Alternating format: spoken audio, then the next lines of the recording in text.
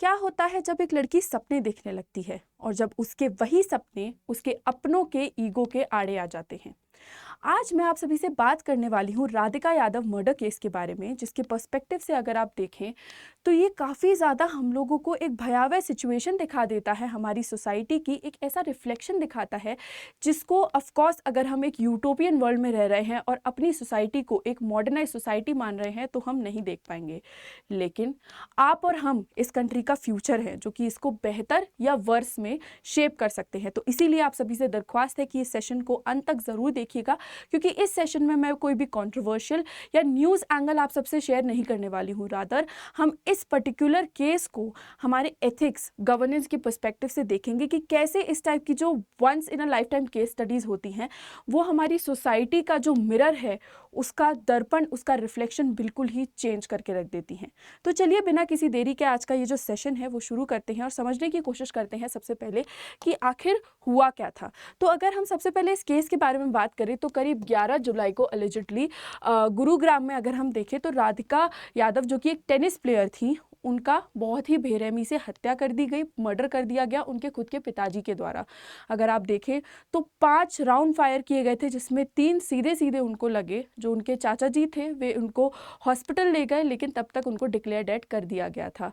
शाम के टाइम तक आते आते जो अलिजिडली यहाँ पे मर्डर किए हुए हैं उन्होंने जाके खुद को जो है खुद का कन्फेशन प्रोवाइड कर दिया और खुद को सरेंडर कर दिया in front of the police station. But उस रिस्पेक्ट से ये सारी जो प्रॉब्लम है वो सॉल्व नहीं हो जाती, क्योंकि शेम और गिल्ट का आना तो तय है, बिल्कुल ठीक बात है, आना भी चाहिए, नहीं आता है तो गलत बात है। लेकिन क्या उससे जो बच्ची, जो हमारा यंग टैलेंट हमसे खोया है, क्या वो वापस आ सकता है? वो एक ऐसी चीज़ है जिसके बारे में हमें और आपको सोचने की काफ़ी ज़्यादा ज़रूरत है। अगर हम देखें और समझने की कोशिश करें कि मेजरली ये जो पूरा केस है वो क्या पहली बार अकर हुआ है या पहले भी ऐसे केसेस आ चुके हैं, तो मुझे बताते हुए काफ़ी ज़्यादा दर्द हो रहा है, इनफैक्ट शर्म फील हो रही है ये आप सभी को बताते हुए, क्योंकि एनसीआरबी जो है वो मेजरली हमको बताता है कि 70% यानी कि 70% जो हमारे वायलेंस है अगेंस्ट वुमेन वो घरों के अंदर ही होते हैं।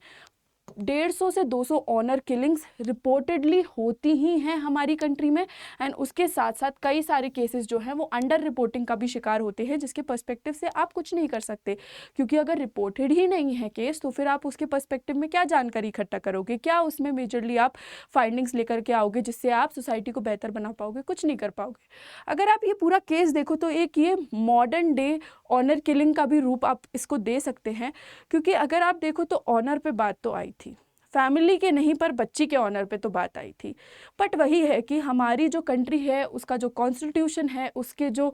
रूल्स हैं वो इतने ज़्यादा स्ट्रिंजेंटली सेटअप हैं कि हम लोगों का कुछ भी उसमें ट्वीक करना काफ़ी ज़्यादा प्रॉब्लमैटिक है। बट एज अ सोसाइटी अगर व्यू करें तो काफ़ी ज़्यादा फेल किया है हमने इतने अच्छे यंग टैलेंट को। अगर इसी पर्सपेक्टिव से अगर हम समझने की कोशिश करें और जानें, फॉर ऑल दोज जो राधिका यादव को नहीं जानते, तो राधिका यादव जो थी वो 25 year old state level tennis player थी, जिन्होंने इंडिया को नेशनल और इंटरनेशनल टूर्नामेंट्स में कई बार रिप्रेजेंट किया था। उनके जो करियर की बेस्ट रैंकिंग्स हैं वो अंडर 18 में 75, वुमेन सिंगल्स में 35, वुमेन डबल्स में 53 है। She was active on ITF circuit and उनका रैंक 113 था, and she has also worked as a coach, and वो ट्रेन किया करती थी काफ़ी हाई प्रोफाइल क्लाइंट्स को, जिसके पर्सपेक्टिव से उनके पिताजी जो थे उन्होंने काफ़ी बार बोला कि आप ये कोचिंग वगैरह छोड़ दो, लेकिन she was against this idea, and उसी पर्सपेक्टिव से उनको कई सारे ताने वाने सुनने को मिलते थे, जिससे ये जो मर्डर हुआ है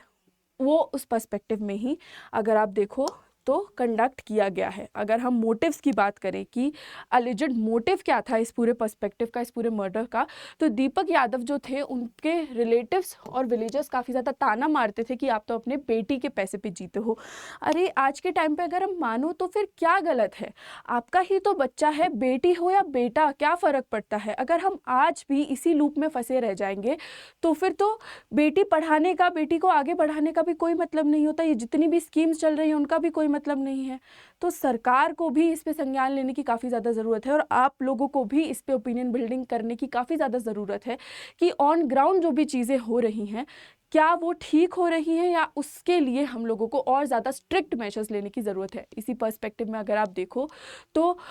उनके लिए ये भी बोला जा रहा है कि वो इमोशनली काफ़ी ज़्यादा डिस्टर्ब्ड रहते थे, जिसके पर्सपेक्टिव से ही also asked Radhika to stop coaching, जैसा मैं आपको बता ही चुकी हूँ। और उन्होंने ये भी बोला कि जितना भी सोशल प्रेशर था, उन्होंने उस सब की वजह से ही ये जो स्टेप लिया, वो उसी को एक्सप्लेन करते हुए आगे आए कि मैंने सिर्फ शेम और गिल्ट के वजह से ही ये ट्रिगर होके मेजरली अपनी बेटी की जो है वो हत्या कर दी। लेकिन अगर आप देखें तो ये काफ़ी ज़्यादा सब्सटैंशियल रीज़न नहीं माना जाएगा, क्योंकि अगर सिर्फ यही नुआंस है तो हमारी सोसाइटी एक काफ़ी ज़्यादा प्रॉब्लमैटिक सिचुएशन में डिगिन कर चुकी है।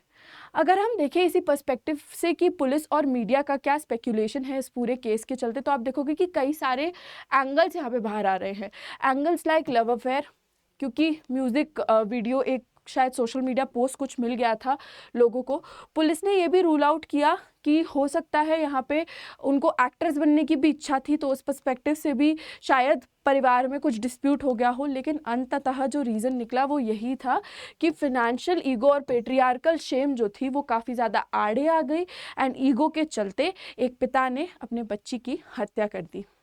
अगर इसी रिस्पेक्ट में हम देखें तो जिन चीज़ों के बारे में हमें सच में आज के टाइम पे स्टेप्स लेने की ज़रूरत है, not only as civil servants but as responsible citizens of this country, are as followings, कि हमको सबसे पहले वैल्यू बेस्ड एजुकेशन जो है वो देने की काफ़ी ज़्यादा ज़रूरत है, स्कूल्स में नहीं बल्कि फैमिलीज़ में, क्योंकि फैमिलीज़ काफ़ी ज़्यादा लैक करती हैं। ऑफकोर्स वैल्यू बेस्ड एजुकेशन आज के एजुकेशनल एकेडमिक सिस्टम का एक बहुत इंपॉर्टेंट पार्ट है, बट वॉट अबाउट दोज जिनको एक्सपोज ही नहीं किया गया इस सब से। तो इसीलिए काफ़ी ज़्यादा इंपॉर्टेंट है कि हम फैमिलीज़ पे भी रूट लेवल पे काम करें,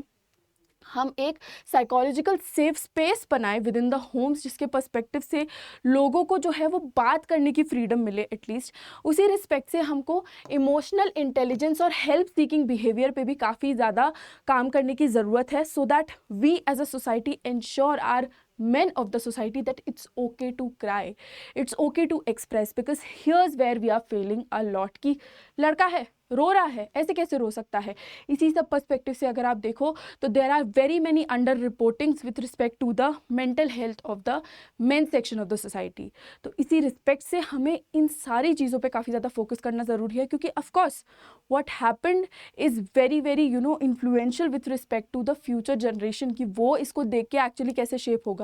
लेकिन अगर हम प्रेजेंट टाइम में से छोटा सा भी चेंज ला सकते हैं तो वो एक बहुत बड़े चेंज को ड्राइव करेगा, क्योंकि हम एसेंशियली शेप कर रहे होंगे चेंजेस फॉर द फ्यूचर, और हम चेंज मेकर्स बन जाएंगे। इसी रिस्पेक्ट में अगर आप देखो तो हमें एक सोसाइटल माइंडसेट को भी शिफ्ट करने की ज़रूरत है, जिसमें कि एक बच्ची के, एक डॉटर की सक्सेस को हमें पॉजिटिवली व्यू करने का जो आइडिया है वो इनकलकेट करना पड़ेगा। क्योंकि अगर आप अभी भी सोच रहे हैं कि लड़की के पैसे पे हम कैसे जी सकते हैं, लड़की से पैसे कैसे ले सकते हैं, तो अरे आपने ही तो पढ़ाया है उस बच्ची को, आपने ही तो इतने काबिल बनाया है। अगर वो आपके लिए कुछ करना चाहती है तो करने दीजिए ना। अगर आपको लगता है ये गलत है तो फिर बहुत ज़्यादा सब्सटैंशियल चेंजेस लाने की ज़रूरत है, क्योंकि यहाँ पे आप सिर्फ एक इंडिविजुअल के जैसे नहीं फेल कर रहे हो, आप एक पेरेंट के जैसे भी फेल कर रहे हो,